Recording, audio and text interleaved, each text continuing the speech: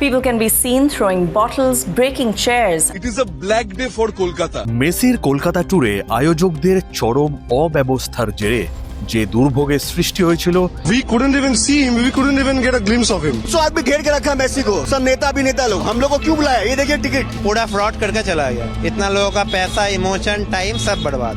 সেই ঘটনায় মুখ্যমন্ত্রী আগেই কঠোর অবস্থান নিয়েছিলেন এবং আজ সেই ঘটনায় বড় আপডেট। অনুসন্ধান কমিটির সুপারিশ মেনে যুব ভারতী কাণ্ডের তদন্তে গঠিত হয়েছে বিশেষ তদন্তকারী দল এসআইটি। এসআইটিতে রয়েছেন নিরাপত্তা অধিকর্তা পীযূষ পাণ্ডে, এডিজি আইন শৃঙ্খলা জাভেদ শামীম, এডিজি দক্ষিণবঙ্গ সুপ্রতিম সরকার, ব্যারাকপুর পুলিশ কমিশনার মুরলীধর। এদিকে মেসি ট্যুরের আয়োজক শতদ্রু দত্ত ইতিমধ্যেই পুলিশ হেফাজতে। ঘটনায় আরও কঠোর ব্যবস্থা। রাজ্যের ডিজিপি রাজীব কুমারকে শোকজ করলেন মুখ্য সচিব মনোজ পান্ত।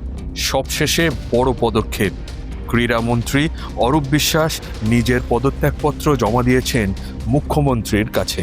সরকার ইতিমধ্যেই তদন্তের নির্দেশ দিয়েছেন, যতক্ষণ তদন্ত চলছে ততক্ষণ কোনো মন্তব্য করবে। দুর্ভাগ্যজনক ঘটনা হলেও এখানে নিরপেক্ষ তদন্ত হচ্ছে, এটাই বাংলার শক্তি।